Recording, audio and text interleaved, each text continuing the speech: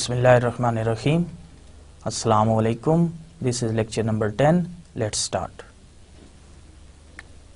So first we take a review of previous lecture. In last lecture we discussed measures of central tendency and we discussed the median and how to find median for the grouped data. And we also discussed the merits and demerits of using median as a measure of central tendency. Then we discussed another measure of central tendency, which is mode. So we discussed how to find mode for the ungrouped data as well as for the grouped data. And then we discussed its merits and demerits as well. And then we discussed geometric mean, which is also a measure of central tendency, and we discussed how we can calculate geometric mean for the ungrouped data. So let us discuss the objectives of current lecture. In today's lecture we will continue our discussion of measures of central tendency, and we will discuss how to calculate geometric mean for the grouped data, and we will also discuss what are the merits and demerits of using geometric mean as a measure of central tendency. Then we will discuss harmonic mean, which is also a measure of central tendency. We will discuss how to calculate harmonic mean for the ungrouped data and for the grouped data. And then we will also discuss what are the merits and demerits of using harmonic mean as a measure of central tendency. So let's start. So first we take a review of finding geometric mean for the ungrouped data, which we discussed in our previous lecture. So general formula for finding geometric mean for the ungrouped data is, geometric mean is usually denoted by x bar g, where g means geometric mean, and suppose we have n observations x1, x2 and so on xn. So in order to find the geometric mean of these n observations, just multiply these n observations x1 cross x2 cross so on xn. So then take the nth root. So this is just like the same as finding the product of these n numbers x1, x2 and so on xn, and then taking the power to be 1 over n. So this nth root is actually the power of this product taken to be 1 over n. So again we discussed last time that when we have large number of observations, so suppose we want to find the geometric mean of hundreds of numbers, so then this process is quite difficult, and finding the 100th root is quite difficult, and we can even use calculator or Microsoft Excel to do this. But there is an alternative version, alternative formula is available for finding geometric mean. So geometric mean is nt log of 1 over n into summation log of xi, where I ranges from 1 to n. So last time we derived this second formula from this first formula. So now we can use either this formula, the formula given at the top, and this second alternative formula as well. So whether you use the first formula or its alternative version, the results will be same. So suppose we want to find the geometric mean of 3 numbers. So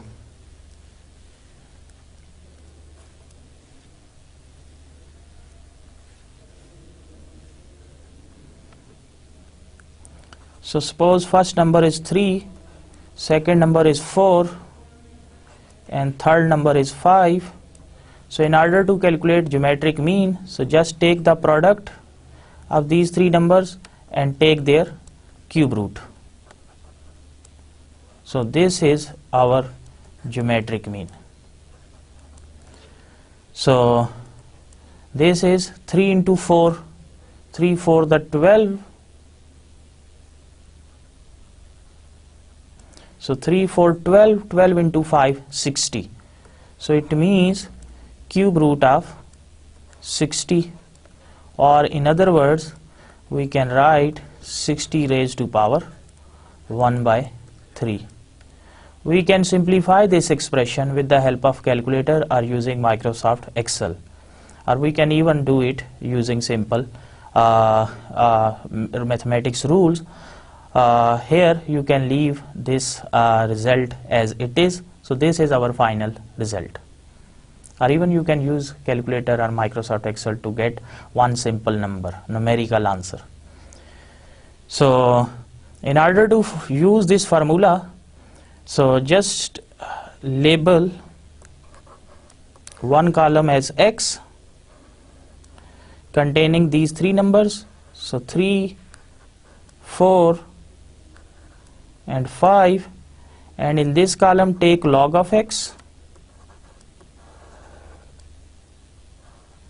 Why? Because here we need log of X. So just calculate log of 3 using calculator or using Microsoft Excel, and log of 4 and log of 5. Then suppose we have certain numbers, then add all these numbers to get summation log of X. So once you get this summation log X, so divide it by 3 and then take the anti-log. So you will get the geometric mean. So this is how to calculate geometric mean for the ungrouped data.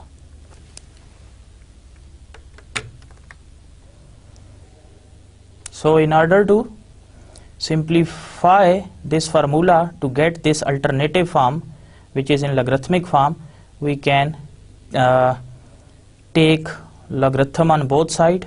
So taking log on both sides of these equations, so log of x bar g,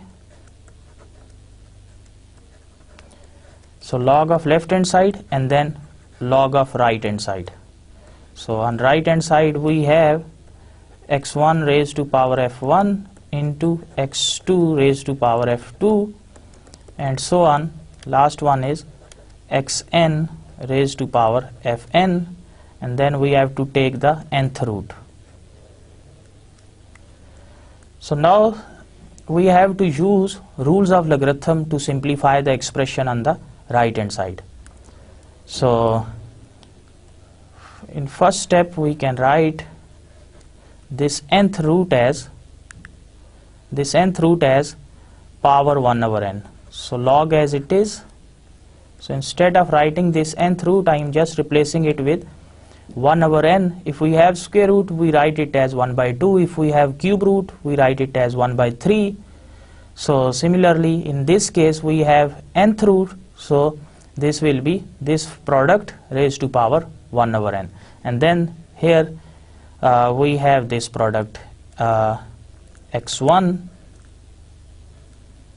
raised to power f1 into x2 raised to power f2 and so on. Last is xn raised to power fn. Now I'm just writing here some rules of logarithm.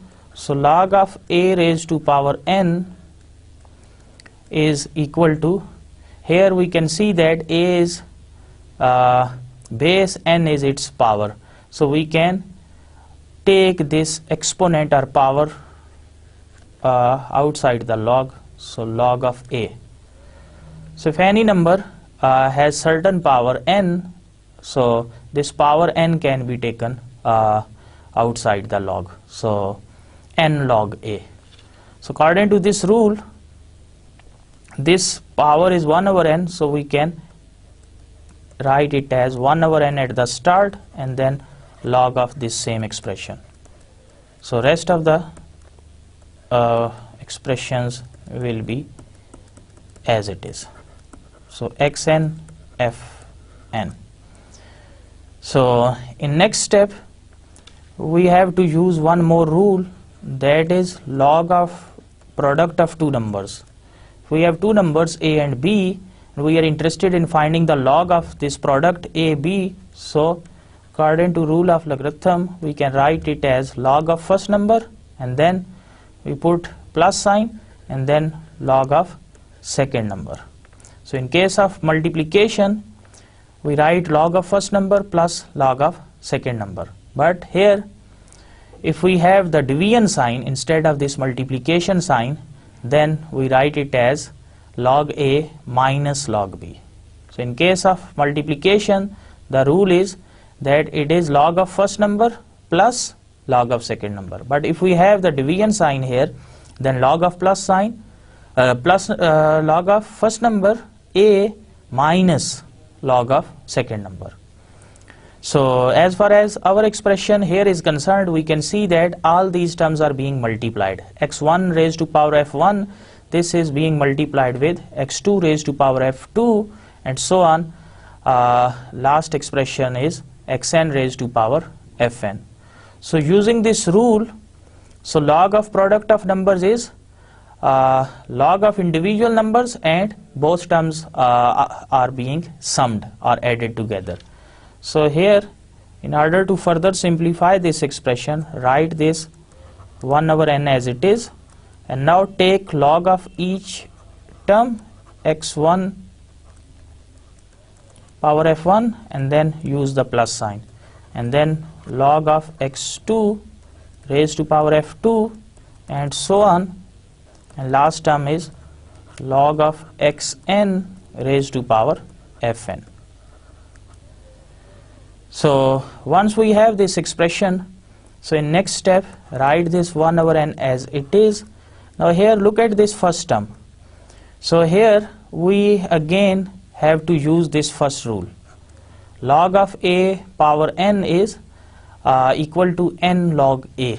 So here we have log x1 power f1, so it will be f1 will be at start and then log x1. So we can write it as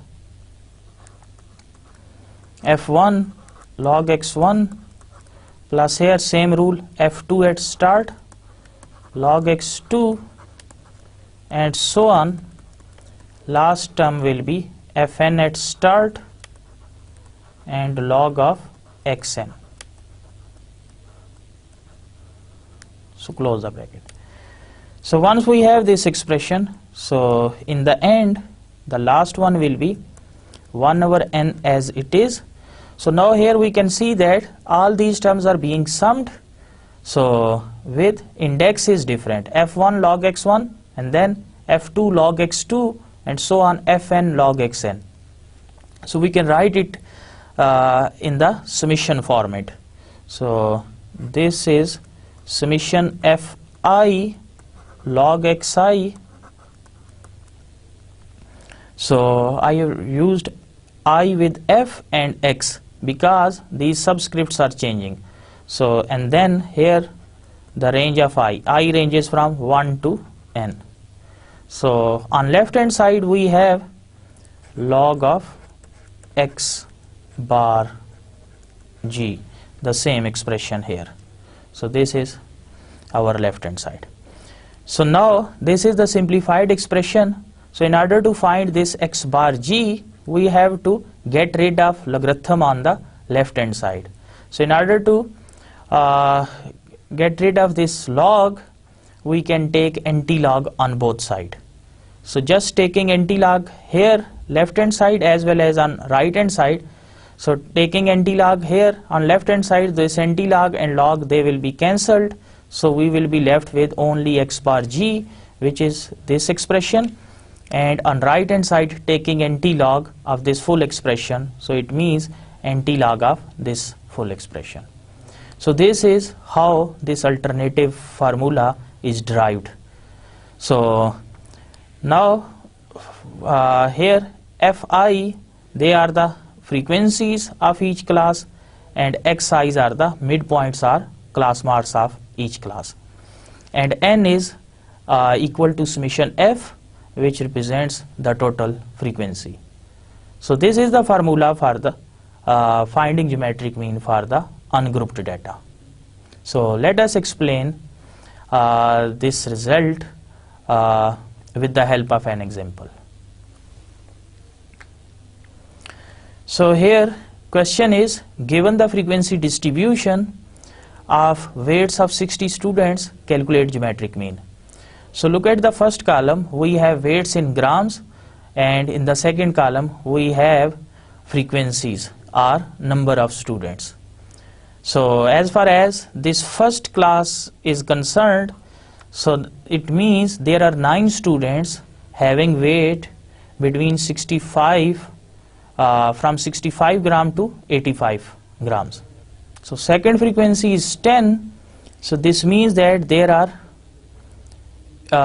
10 students having weight from 85 to 104 grams, and in the end we have 5 students having weight from 185 grams to 204 grams.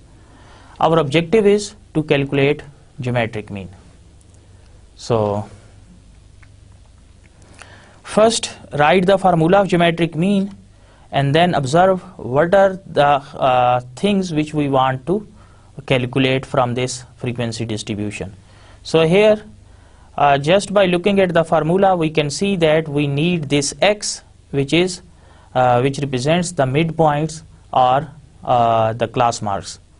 So and then we need this f is already given here, so then we have to take log of xi. So then we have to find this product fi with log xi, and then we have to find the summation, and then we will divide it by n and then taking anti-log. So here the first step is to calculate the midpoint or class marks. So construct a new column, the third one, label this column as midpoint or x. So now calculate the midpoint. Remember that the midpoints are calculated by adding the lower limit and the upper limit, and then divide the sum by 2. So just take the average of these two limits, the lower and the upper limits. So here are the midpoints. So 74.5, 94.5, 114.5, and last one is 194.5. So this 74.5 is actually, it is 65 plus 85 whole over 2. So this is how this midpoint is calculated.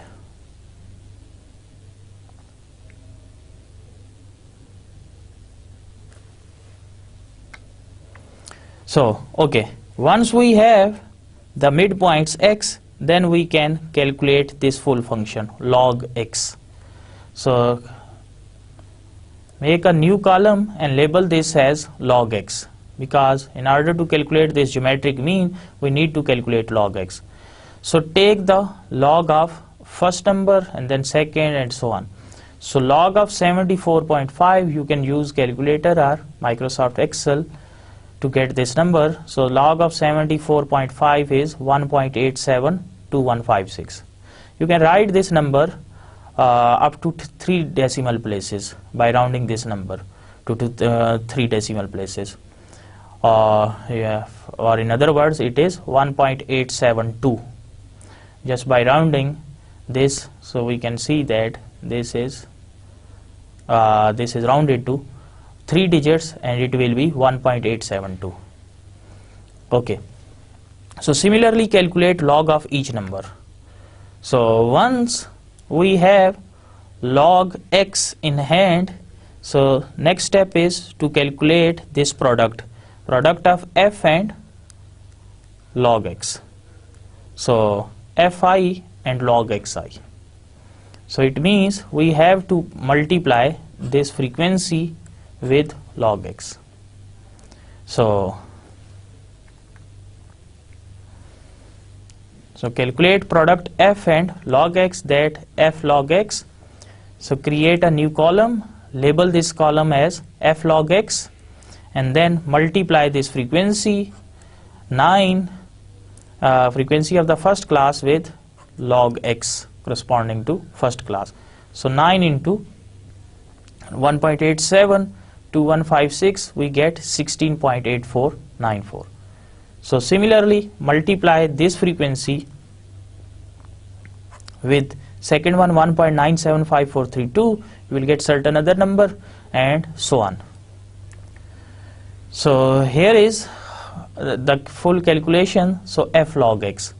So once we have f log x, so once we have this complete expression, then the next step is to take summation fi log xi. It means the sum of all the entries in this column. So calculate summation fi log xi, and also calculate n, which is summation f, or we can put subscripts as well. So summation fi, where I ranges from 1 to n. Here 1 to 1, 2, 3, 4, 5, 6, 7. So in this case, this will be 1 to 7. So sum of 7 frequencies, f1 plus f2 and so on, f7. So here this number 16.8494 plus 19.75432 and so on, this last number 11.44. So add all these numbers, we get this expression. And remember that this is summation f into log x, or you can put subscripts as well if you want. So I is equal to 1 to n. Here n is 7 in our case. N is summation f, which is 60. So but total number of classes are 7. So let me write here 7. So next, find summation f, which is sum of all the entries in this frequency column. So 9 plus 10 plus 17 plus 10 plus 5 plus 4 plus 5, you get 60. So this 60 is summation f, which we also call as n. So once we have both numbers 60 and 124, so then calculate the geometric mean. So using this formula, so it is nt log of 1 over n summation fi log xi. So just write nt log as it is, and then summation fi log xi, it is 124 here, 124.247 divided by n. N is same as summation f, which is 60. So just divide this by 60 and then take nt log. So you get 7.93104. And since the unit which is given in question was gram, so don't forget to mention the unit. So always mention the unit which is stated in question. So it means the average weight is 7.93104 grams. So this is how to calculate geometric mean for the grouped data. So next we discuss some of the merits of using geometric mean as a measure of central tendency. So first is, it is based on all the observations. So in the formula of geometric mean, we can see that geometric mean is product of all numbers x1 cross x2 and so on xn, and then taking the nth root. So it means all numbers are being used in the calculation of geometric mean. So we can say that it is based on all the observations. Next one is that it is rigorously defined by a mathematical formula. So we have a proper definite formula for finding the geometric mean. So next merit of geometric mean is that it gives equal weight to all the observations. In the formula of geometric mean, we note that it is x1 cross x2 so on xn, taking nth root. So it means all the observations are given equal weight. And last one is that it is not much affected by sampling variability. So if sample size, if sample is different, if we change sample from one sample to another sample, then it will not affect the value of geometric mean. So geometric mean is not much affected by sample variability. So suppose you have one sample and you calculated geometric mean, and then we draw another sample from the same population, then the geometric mean will it will be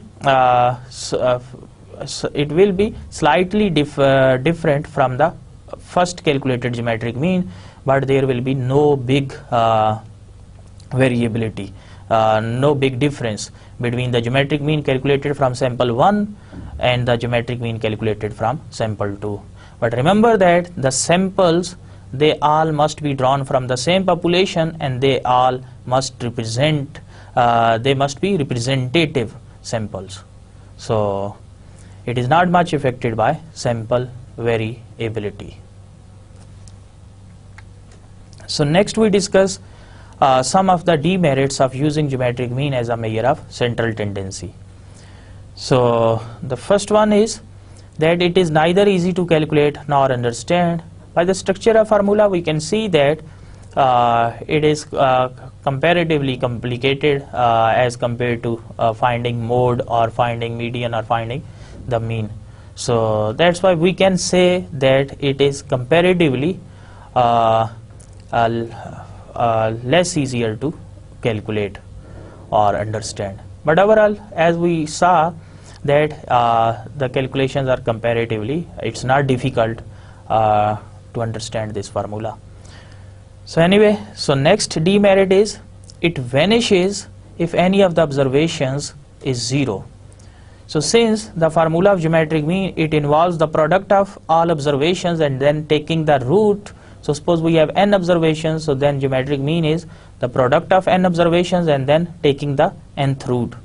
So if any of the observations is 0, so then the product will be 0. So because we have to take the product, so if any of the numbers x1 to xn is 0, so then we will get the product 0. So it means if any of the observations is 0, then geometric mean will be 0, or we can say that it vanishes. And next demerit of geometric mean is in case of negative values it cannot be calculated. So there are two versions of geometric mean. One is just finding the product of numbers and then taking the root, nth root, n is the number of observations. So remember that we cannot find the root of a negative number. So root of negative number is undefined. So first thing, so if you use this formula, so just taking the nth root of the product of numbers, then if any of the numbers is negative, then this root is impossible to calculate because root of negative number is undefined.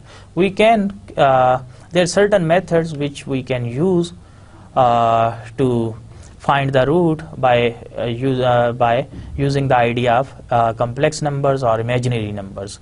So but usually for negative numbers the roots we cannot find the roots, and then if we use the alternative version, the logarithmic form, so remember that log of negative number is also undefined.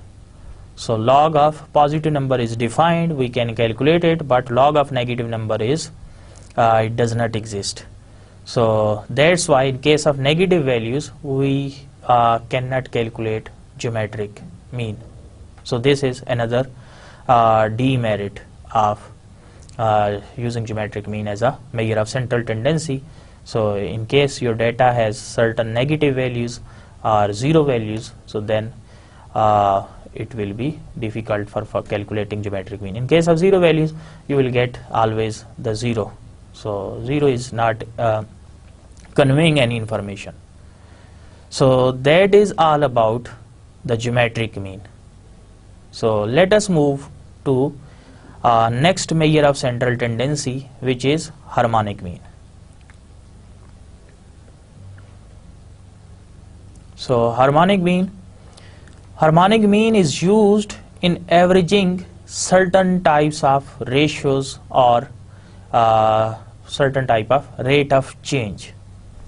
So in order to explain this, let us consider a simple example. Suppose a car is running at the rate of 15 km per hour during the first 30 km and then 20 km per hour during the second 30 km and then at 25 km per hour during the third 30 km.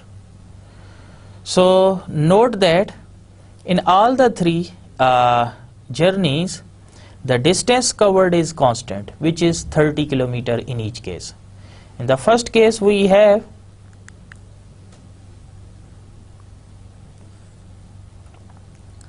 the speed 15 km per hour and the distance covered is 30 km. In the second case, the speed is 20 km per hour and the distance covered is 30 km. And in next case, we have the speed 25 km per hour and distance is 30 km.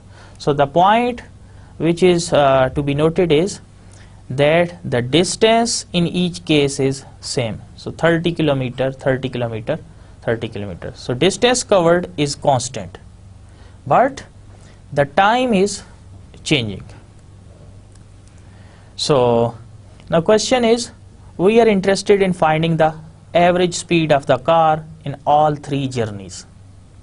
So in this case, in these types of issues or problems, so we are interested in finding the average rate of change. So harmonic mean is the suitable average in order to calculate the average speed of the car in this scenario. So this is these are certain types of situations in which harmonic mean is usually used. So let us explain it with the help of several examples.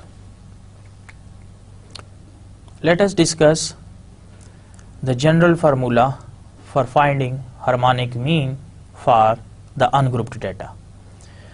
So suppose we have n observations, x1, x2 and so on up to xn, and we are interested in finding harmonic mean of these n observations.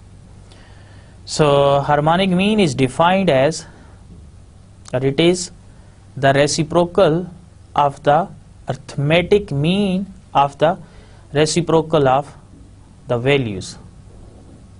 So at first look, this seems quite complicated definition, but overall, if we go into the detail step by step, we can get the full idea quite easily.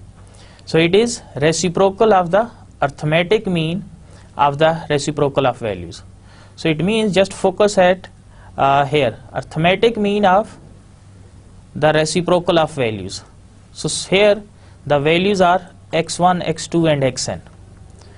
So just take the reciprocal of values. So it will be 1 over x1, 1 over x2 and so on, 1 over xn. So now we have the reciprocal of values 1 over x1, 1 over x2 and 1 over x3, so on, 1 over xn. So now arithmetic mean of reciprocal of values. So calculate the arithmetic mean. So arithmetic mean is what? It is sum of reciprocal of values, sum of all these values, 1 over x1 plus 1 over x2 and so on, 1 over xn, and then divide by the number of values, which is n. So this expression, this one, it is what? It is the arithmetic mean of these values, 1 over x1 and 1 over x2 and so on, 1 over xn. Or we can say that it is arithmetic mean of reciprocal of these n values, x1, x2 and so on, xn. And then the harmonic mean is the reciprocal of this arithmetic mean of reciprocal of values. So we denote harmonic mean by x bar h, h for harmonic mean, instead of G, now we are using H. So it is reciprocal of this thing. So this is what it is, the arithmetic mean of reciprocal of values. That is sum of reciprocal of n values x1 to xn and then divide by the number of values. So then we can simplify, we can write this numerator expression in summation format. So we can see that it is 1 over x1, 1 over x2 and so on 1 over xn. So we can write it as 1 over xi, where I ranges from 1 to n, and then divided by whole divided by n, this n as it is, and then reciprocal of this whole expression. So reciprocal mean just shift numerator, replace numerator with denominator. So just take reciprocal. So harmonic mean x bar h will be n divided by summation 1 over xi, where I ranges from 1 to n. So this is the formula of harmonic mean for calculating harmonic mean in case of ungrouped data. So let us explain this formula with the help of one simple example. So let us explain harmonic mean for ungrouped data with the help of an example. Suppose a car is running at the rate of 15 km per hour during the first 30 km, and then at 20 km per hour during the second 30 km, and then at 25 km per hour during the third 30 km. So in this case, the first speed 15 km per hour, and second speed is 20 km per hour, and third is 25 km per hour. And remember that, note that this distance in each case is same, 30 km, 30 km and 30 km. So only the speed is changing or varying. So we can say that x1 is 15 km per hour, x2 is 20 km per hour, and x3 is 25 km per hour. So we are interested in calculating harmonic mean. So harmonic mean is h bar x bar h, which is n over summation 1 over xi, where I ranges from 1 to n. So in this case we have three values of x, x1, x2, x3. So in this case this n will be 3.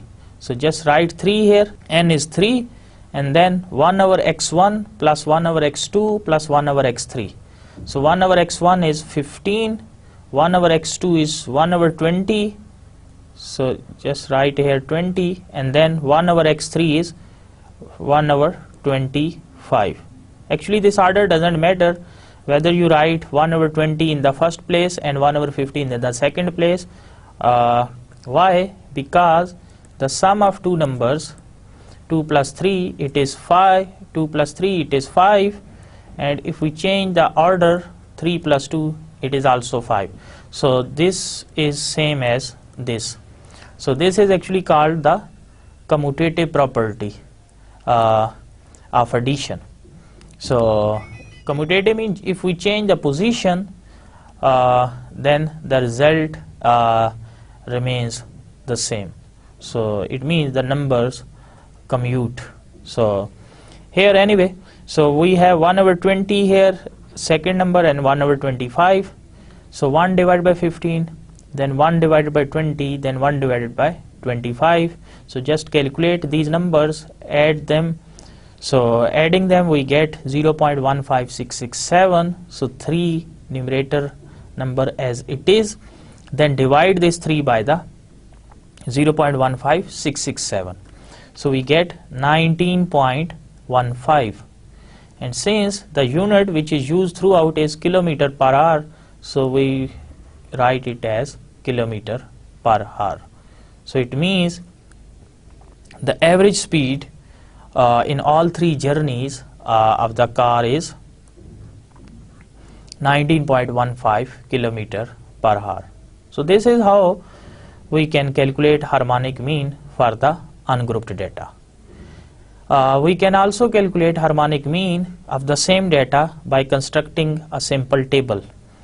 So in order to calculate harmonic mean, so just construct one table. So label the first column as x and write here its values. So 15, x1, 20 and then 25. And then here, since in our formula we need summation 1 over xi, so it means construct one column here which is 1 over x. So and calculate here 1 over 15, write the answer here, then 1 over 20, write the answer here, then 1 over 25. You can calculate these numbers with the help of calculator quite easily. So once we have all these numbers, we can calculate summation 1 over x. So sum of this number, this. So sum of all the three is written here, 1 over 15, 1 over 20, 1 over 25. So this sum is calculated to be 0.15667. So it is 0.15667. So once we have summation 1 over x in hand, we can calculate this result. So by using this formula, so summation 1 over xi, it is 0.15667, and n in this case is 1, 2 and 3 number of observations. So just dividing, you will get the same result. So kilometer per hour. So this is how we can calculate harmonic mean for ungrouped data. Now let us discuss the examples, the formula for finding harmonic mean for grouped data. So general formula for calculating harmonic mean for grouped data is, it is harmonic mean equals x bar h is reciprocal of f1 1 over x1 plus f2 1 over x2 and so on, plus fn 1 over xn, whole divided by n.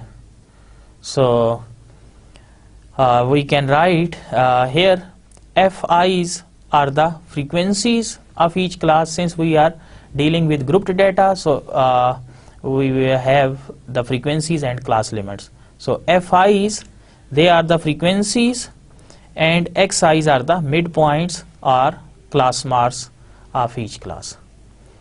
So f1 1 over x1, it means we have to multiply the first frequency with the reciprocal of first midterm. So these calculations these calculations are for the first class, and then for the second class in the group data, f2 is the frequency of second class and x2 is the corresponding midpoint or class mark. And remember that midpoint is calculated by adding the lower and upper class limits and then dividing this sum by 2. So just add lower and upper class limit, divide by 2, you will get the midterm point or class mark.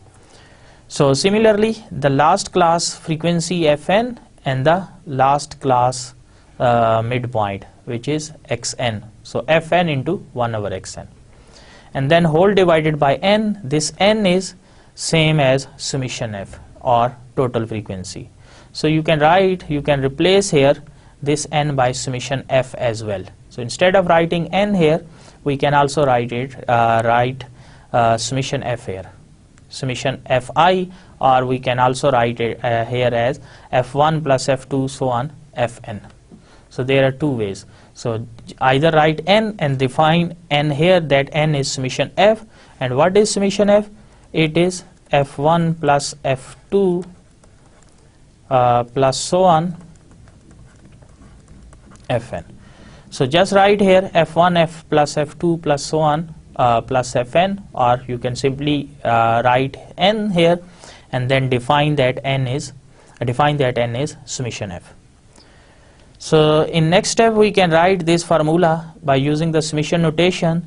So in this case we can see that we have f1 1 over x1 then f2 1 over x2, and fn 1 over xn.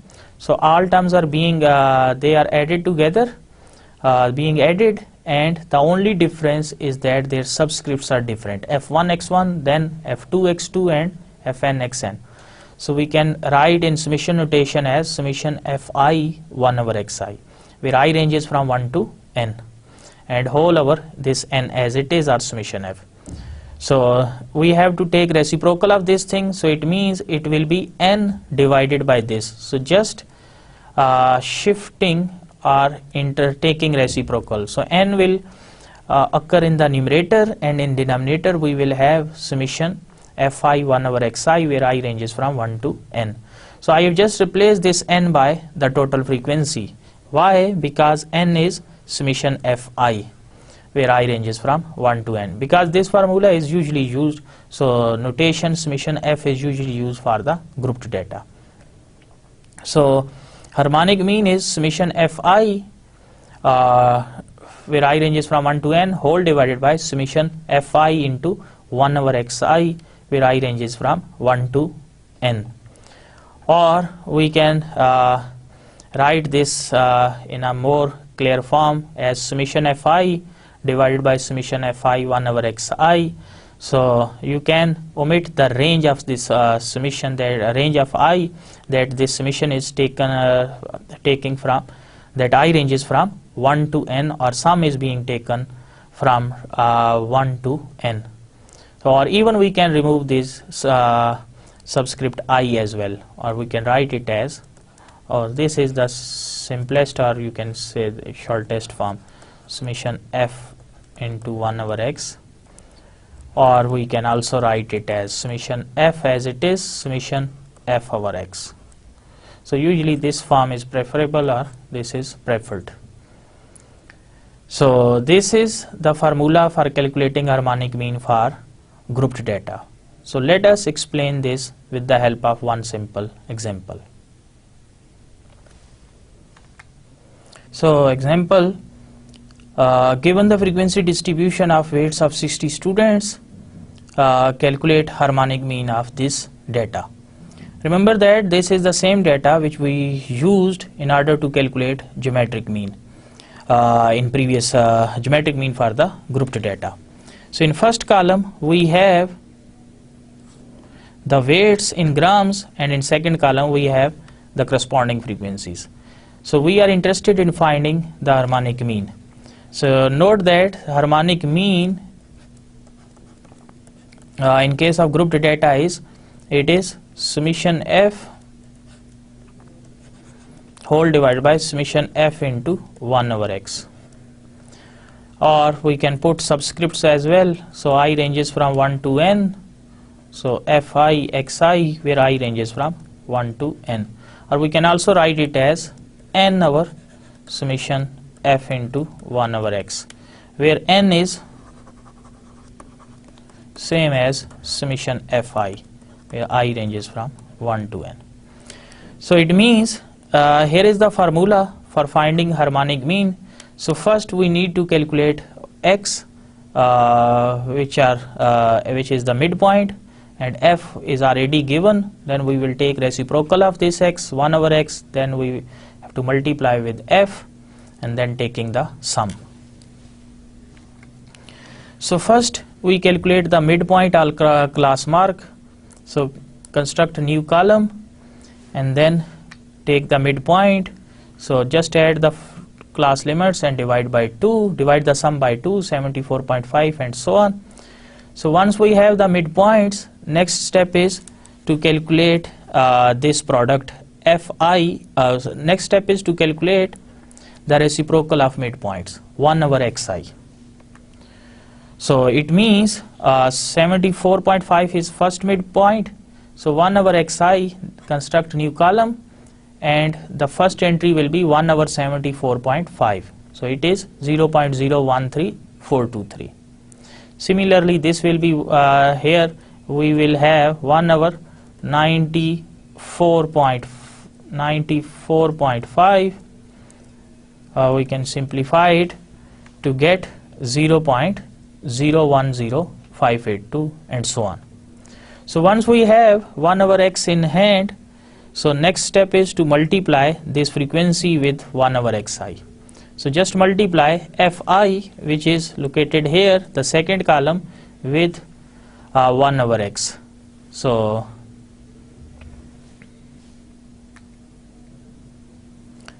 calculate product. So f into 1 over x. So multiply this frequency with 1 over x. So first frequency is 9 and 1 over x is 0.013423. So just multiply these two numbers and here is the result, 0.120805. Similarly, in this case, multiply this frequency with 1 over x, you will get certain other number and so on. So here is the product. So f into 1 over xi. So last one is 5 multiplied by 0.005141, we get this. So once we have this product, next step is to find summation fi xi. So it means next step is to add up all these numbers. So calculate summation fi and summation fi 1 over xi. So this is summation fi into 1 over xi and this is summation fi or summation f. And then this is 60 and summation fi 1 over xi is 0.530439. So once we have these two numbers, so just plug in this formula, so we can calculate harmonic mean. So calculate harmonic mean. Instead of summation fi, write 60 here. Instead of summation fi 1 over xi, write 0.530439 in the denominator. Dividing these two numbers, we get 113.1139 grams, because gram is the unit which is provided in the question. So average weight is 113.1139 grams, or harmonic mean in the case of this grouped data is 113.1139 grams. So this is how to calculate harmonic mean for the grouped data. Next we discuss some of the merits of using harmonic mean as a measure of central tendency. So first merit is that it is rigorously defined by a mathematical formula. So we have a well-defined mathematical formula for calculating harmonic mean, both in case of ungrouped data as well as in case of grouped data. Next is that it is based on all observations. So in the calculation of harmonic mean, so we can see that it is n divided by summation 1 over x in case of grouped data. So it means we have to take reciprocal of all the values and then we have to take the sum. So once we have this sum, so divide the number of observation n divided by this sum, summation 1 over xi. So it means it involves all the observations. So this is another merit of harmonic mean. Next is it is amenable to mathematical to further mathematical treatment. So we can extend this formula, we can do certain type of additional mathematical operations on the formula of harmonic mean. And last one is it is not much affected by sampling variability. So next we discuss some of the demerits of using harmonic mean as a measure of central tendency. So first is it is neither easy to calculate nor understand. So the structure of formula is quite complicated. It is reciprocal of the arithmetic mean of reciprocal of values. So from this definition, it seems quite complicated or mixed. But overall, if we go into the details and look each and everything in detail, we can get the clear idea. Next demerit is that it cannot be calculated in any of the if any of the observations is 0. Note that the formula of harmonic mean, it involves summation 1 over xi. Actually it is x bar h, it is n over summation 1 over xi. So if any of the observation is 0, so suppose we have first observation as 0. So since we need to calculate the reciprocal of this observation, so it is 1 over 0. So this 1 over 0, it is a undefined number. So it does not exist, or it is actually called infinity. So it means this formula is we cannot calculate this sum if any of the observations is 0. So this is a drawback of harmonic mean, that if we have certain type of situations in which we are getting some of the entries or any one of the entries is 0, then this formula will be undefined, or it cannot be calculated. The third demerit is that it gives too much weightage to the smaller observations. So suppose we have this observation 0.00001. So since in order to calculate harmonic mean, we need to take the reciprocal of this value. So if observation is, suppose x1 is 0.4 times 0 and then 1. So in order to apply this formula, we need to calculate x1.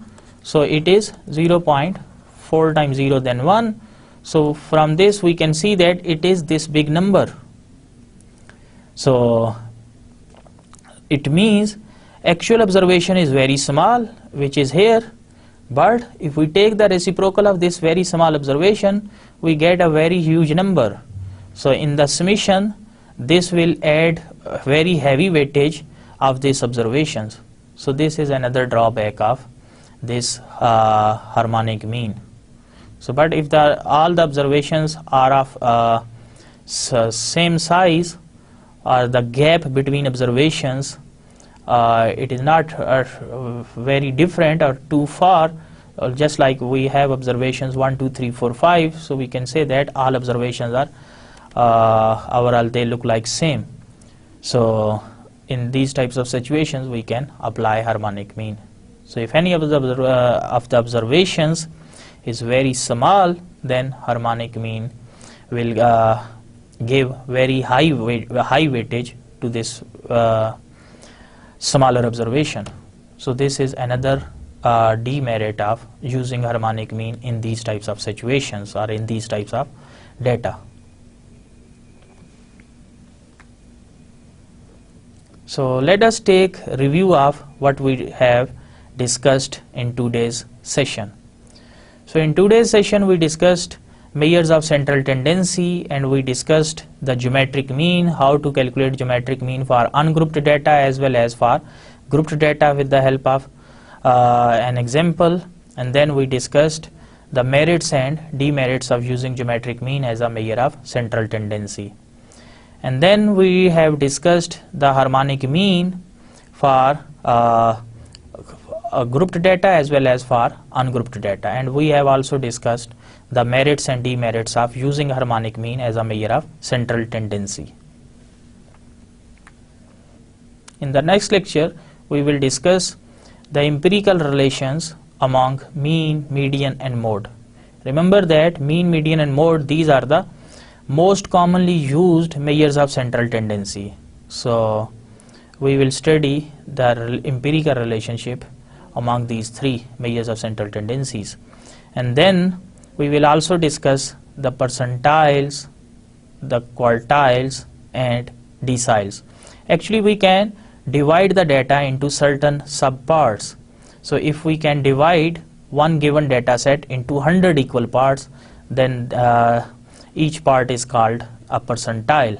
So if we can divide the data into 4 equal parts, then each part is called 1/4 of the data or quartiles. So similarly, if we can divide the data into 10 equal parts, then each part is called the decile. So these percentile, quartiles and deciles, they are called quantiles. So we will study these concepts in detail in the next lecture. So till then, Allah Hafiz.